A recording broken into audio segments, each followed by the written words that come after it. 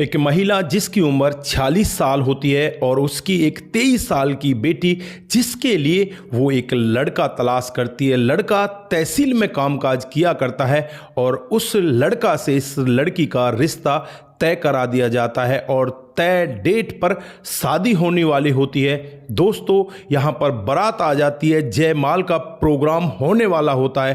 तभी अचानक दूल्हे के पास एक फ़ोन आता है और फ़ोन पर उससे यही कहा जाता है कि इस शादी को रोक दो, नहीं तो बहुत गड़बड़ हो जाएगी।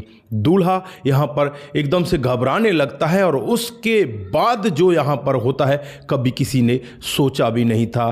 दोस्तों, जो दुल्हन बनने वाली थी वो खुद आती है, अपने कपड़ों को अपनी माँ को पहनाती है और अपनी खुशी खुशी से अपनी माँ का हाथ उस दूल्हे के हाथ में दे देती है और माँ की शादी खुद बेटी अपने हाथों से करवाती है। दोस्तों, क्या था पूरा मामला, कहाँ का ये मामला है, ऐसा भला कैसे हुआ? अगर आप लोग भी पूरे मामले को डिटेल से जानना चाहते हैं तो वीडियो को जरा सा भी स्किप ना करें, लास्ट तक वीडियो को जरूर देखिएगा। आगे बढ़ने से पहले हमारी वही रिक्वेस्ट कि जो हमारे चैनल के साथ नए हैं कृपया करके चैनल को फॉलो कर लें, बेल आइकन को जरूर प्रेस करें। नमस्कार, जय हिंद। आप देख रहे हैं APH न्यूज़ राहुल रावत के साथ। दोस्तों, आज की जो हकीकत की घटना आप लोगों को बताने जा रहा हूं, उत्तर प्रदेश में बुलंदशहर पड़ता है, उसी के एक गांव की ये हकीकत की घटना है। यहां पर पूजा नाम की महिला जिसकी उम्र 46 साल होती है और आज से 7 साल पहले उसके पति इस जहां को छोड़कर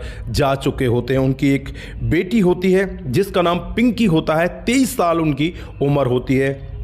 जो पूजा होती है वो प्रधानी के चुनाव में बड़ी रुचि रखा करती, दिन भर लोगों के कामकाज किया करती। अगर कोई तहसील में जाकर किसी की पेंशन बंधवानी है तो वो काम उसको करना, अगर और भी कहीं जाकर किसी को कामकाज करवाना तो वो सारे काम वो किया करती। इसी तरह से उसका काम धाम चल रहा होता है। दोस्तों, धीरे धीरे समय बीत रहा होता है और एक दिन का वाक्य होता है जब वो अपनी बेटी के लिए एक लड़के की तलाश में होती है। फिर उसे एक लड़का मिल जाता है जिसका नाम अभय होता है, जो बुलंदशहर में ही रहा करता है। उसके बुलंदशहर में दो घर होते हैं, उनको उसने किराए पर उठा रखा होता है। लगभग 1 लाख रुपए महीने का उनसे किराया आ रहा होता है और इधर जो अभय होता है वो तहसील में DC रेट पर लगा होता है। इसी तरह से उसका कामकाज चल रहा होता है। दोस्तों, अब अभय के साथ ये पूजा अपनी बेटी पिंकी की शादी तय कर देती है और यहाँ पर धीरे धीरे समय बीतने लगता है। समय अब शादी वाला दिन आ जाता है, रात को शादी होती है। जैसे ही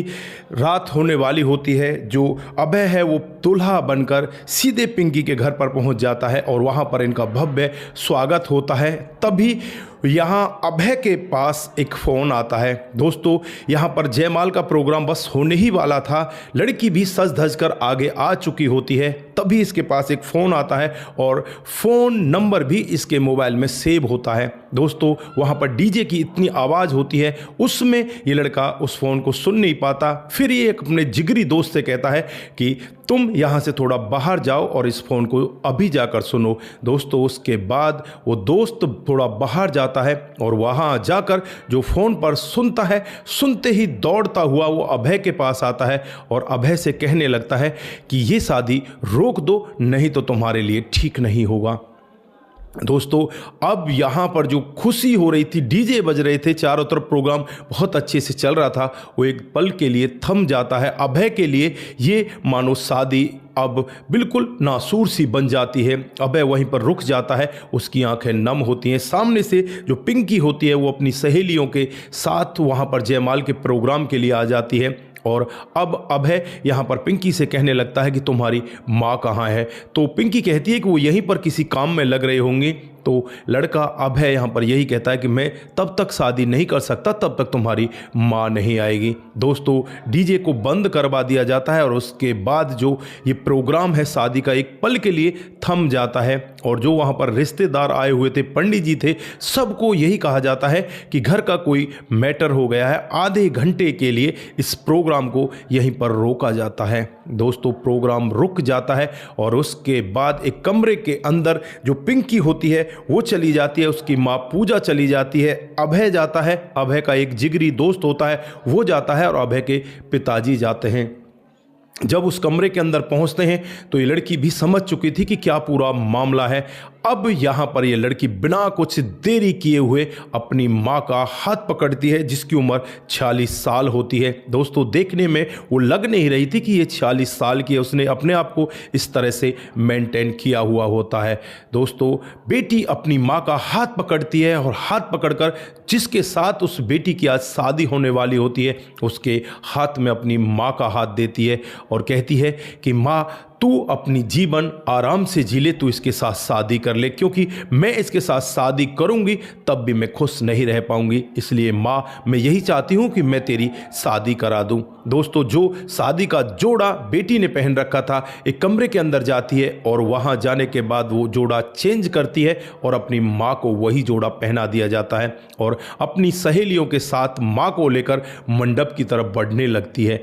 दोस्तों, अब यहाँ पर जो भी लोग बाग बाराती होते हैं, घराती होते हैं, सब एकदम से अचंभे में पड़ जाते हैं कि ये दुल्हन बदल कैसे गई। अभी तो नई नवेली दुल्हन दिख रही थी और अब ये दुल्हन की माँ दुल्हन बनकर कैसे आ रही है।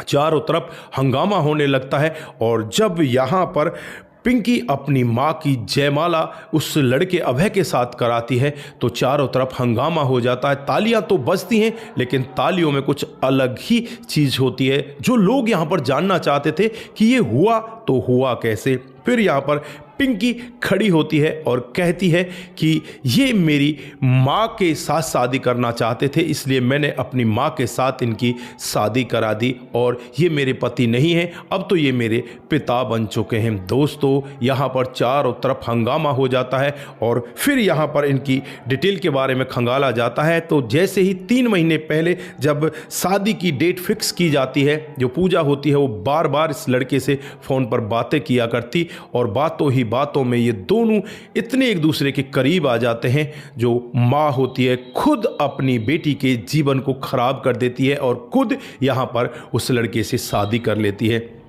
दोस्तों, शादी हो जाती है, बारात खाना भी खा लेती है और उसके बाद बारात अपने घर चली जाती है। लेकिन यहाँ पर अभी उस दुल्हन की विदाई नहीं होती और फिर यहाँ पर 1-2 दिन के लिए विदाई को रोक दिया जाता है कि 1-2 दिन के बाद विदाई होगी और दुल्हा भी अब अपने घर चला जाता है। दोस्तों, उसके बाद यहाँ पर आसपास के लोगों में ये खबर जब पहुँचती है कि इस तरह से एक बेटी ने अपनी माँ की शादी उस लड़के से करा दी जिसके साथ उसकी शादी होने वाली थी। दोस्तों, चारों तरफ हंगामा होता है, चारों तरफ लोग बाग सोच रहे होते हैं कि ये कैसा कलयुग आ गया, आजकल हो क्या रहा है, यहाँ पर आजकल क्या क्या और देखने को मिल सकता है। तो दोस्तों, यहाँ पर आप लोग क्या कहना चाहते हैं, आपकी जो भी राय है एक बार कमेंट बॉक्स में ज़रूर दीजिएगा। दोस्तों, इस घटनाक्रम को सुनाने का उद्देश्य सिर्फ आप लोगों को जागरूक करना है, आप लोगों को बताना है कि ऐसी ऐसी घटनाएं भी हमारे समाज के अंदर हो रही हैं। दोस्तों, आप लोग यहाँ पर क्या कहना चाहते हैं, आपकी जो भी राय है एक बार कमेंट बॉक्स में ज़रूर दीजिएगा। दोस्तों, ये सब हो क्यों रहा है आजकल, ऐसा क्यों होता है, इसके पीछे आपने कभी सोचा होगा? 2 मिनट आप बैठकर कभी सोचिए कि ऐसा होता क्यों है। दोस्तों, यहाँ पर जो माँ है वो अपने माँ के धर्म को भूल चुकी है। उसे ये ही नहीं पता कि तू कर क्या रही है। तू अपनी बेटी की शादी रचाने जा रही है, क्या तू अपनी खुद की शादी रचाने जा रही है? दोस्तों, आप भी एक बार गौर करिएगा कि ये सब हो क्यों रहा है। जो भी आपकी इच्छा है एक बार कमेंट बॉक्स में ज़रूर दीजिएगा। ज़्यादा से ज़्यादा लोगों के साथ इस कहानी को शेयर कीजिएगा, जिससे कि और लोगों को भी पता चल सके कि हमारे समाज में हो क्या रहा है। तो दोस्तों, आज के लिए बस इतना ही, फिर मिलते हैं किसी नए मूड के साथ। तब तक के लिए आप अपना ख्याल रखें, परिवार का ख्याल रखें, सतर्क रहें, सावधान रहें, रिश्तों की अहमियत को ज़रूर समझें। नमस्कार, जय हिंद, जय भारत।